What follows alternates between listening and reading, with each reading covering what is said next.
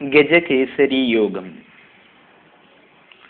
ഹന്തി സർവഗ്രഹാരിഷ്ടം ചന്ദ്രകേന്ദ്രേ ബൃഹസ്പതി യഥാ ഗജസഹസ്രാണി നിഹന്തി കോപി കേസരി എന്നാണ് ജാതകാദേശത്തിൽ ഗജകേസരി യോഗത്തിനെ കുറിച്ച് പറഞ്ഞിരിക്കുന്നത്. ഈ ശ്ലോകത്തിന്റെ അർത്ഥം, ചന്ദ്രന്റെ കേന്ദ്രത്തിൽ നിൽക്കുന്നതായിരിക്കുന്ന വ്യാഴം സകല അരിഷ്ട യോഗങ്ങളെയും ഒരു സിംഹം അനേകായിരം ആനകളെ എന്നതുപോലെ നശിപ്പിക്കും എന്നുള്ളതാണ് പറയുന്നത്. അതിനാൽ തന്നെയാണത്രേ ഇതിന് ഗജകേസരി യോഗം എന്നുള്ള പേരും സിദ്ധിച്ചിരിക്കുന്നത്. ചന്ദ്രൻ നിൽക്കുന്ന രാശിയിൽ നിന്നും ചന്ദ്രനോടൊപ്പമോ ചന്ദ്രന്റെ 4-ാം ഭാവത്തിലോ 7-ാം ഭാവത്തിലോ 10-ാം ഭാവത്തിലോ ആയുള്ള കേന്ദ്രസ്ഥാനങ്ങളിൽ വ്യാഴം അഥവാ ബൃഹസ്പതി നിന്നു കഴിഞ്ഞാലാണത്രേ ഗജകേസരി എന്നുള്ളതായിരിക്കുന്ന യോഗം സിദ്ധിക്കുന്നത്. ഏകദേശം ഇതിന് തുല്യമായിരിക്കുന്ന ഒരു ശ്ലോകം തന്നെയാണ് ജാതക പാരിജാതത്തിലും കാണുന്നത്. കേന്ദ്രസ്ഥിതി ദേവഗുരു മൃഗാംഗാദ്യോഗസ്തദാഹു ഗജകേസരീതി ദൃഷ്ടേ സീതാരിയേന്ദു സിതൈ ശശാങ്കി നീജാസ്തഹീനിർ ഗജകേസരി സ്യാൽ എന്നുള്ളതാണ് അതിൽ പ്രമാണമായി കൊടുത്തിരിക്കുന്നത്.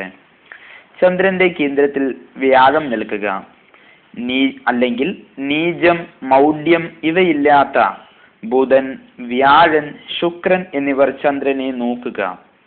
ഇത് രണ്ടും ഗജകേസരി അഥവാ കേസരി എന്നുള്ളതായിരിക്കുന്ന യോഗത്തെ പറയും എന്നുള്ളതാണ് പറഞ്ഞിരിക്കുന്നത്.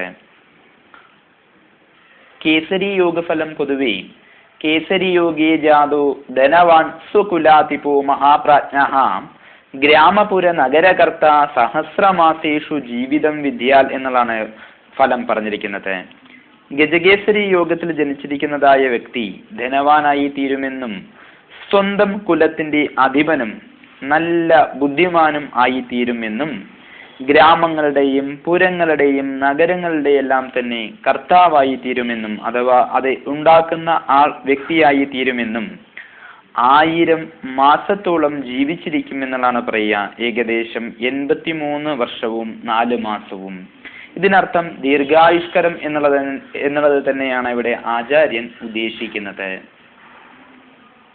ഫലദീപികയിൽ പറയുന്ന മറ്റൊരു ഫലം, കേസരീവ രിപുവർഗനിഹന്ത പ്രൗഢവാക് സദസി രാജിത വൃത്തിഹി ദീർഘജീവി അതിയശാഹ പടുബുദ്ധി തേജസ ജയതി കേസരി യോഗി എന്നാണ് പറയുന്നത്.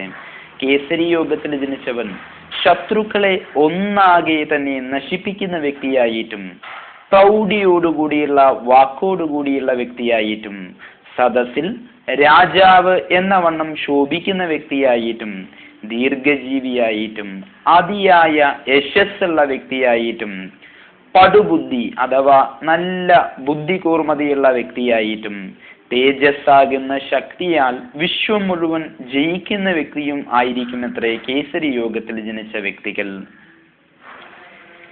ജാതക പാരിജാതത്തിൽ പറയുന്ന ഫലം, കേസരി യോഗ സഞ്ജാത തേജസ്വീധനധാന്യവാൻ മേധാവി ഗുണസമ്പന്നു രാജപ്രിയകരൂപവിൽ എന്നാണ് പറയുന്നത്. കേസരി യോഗത്തിൽ ജനിച്ചാൽ തേജോയുക്തനായും ധനധാന്യങ്ങൾ ഉള്ളവനായും ധാരണാശക്തിയുള്ളവനായും പൂർണതയുള്ളവനായും രാജപ്രിയനായും ഭവിക്കും എന്നാണ് ഇതിനർത്ഥം. ബൃഹജ്ജാതക പദ്ധതിയിൽ കാണുന്നത്, കിം കുർവന്തി ഗ്രഹാ സർവേ ചന്ദ്രകേന്ദ്രേ ബൃഹസ്പതു ഗജയൂത സഹസ്രാണി നിഹന്തി കോപി കേസരി എന്നാണ്. ചന്ദ്രന്റെ കേന്ദ്രത്തിൽ വ്യാഴം നിന്നാൽ ഗജകേസരി എന്നുള്ളതായിരിക്കുന്ന യോഗമുണ്ട്. ഇതിനെ കേസരി യോഗം എന്നും പറയുന്നു.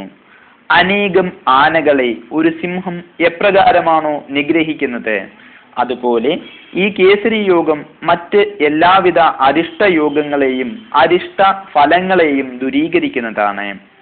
കേസരി യോഗത്തിൽ ജനിച്ചാൽ സകല ശത്രുക്കളെയും ഹനിക്കുന്നവനായും സദസ്സിൽ നല്ലവണ്ണം സംസാരിക്കുന്നവനായും നല്ല പ്രവൃത്തികളും പ്രസിദ്ധിയും പ്രശസ്തിയും ദീർഘായുസ്സും സമ്പത്തും പരാക്രമവും ഉള്ളവനായും ഭവിക്കും എന്നാണ് ഇതിൽ പറയുന്നത്.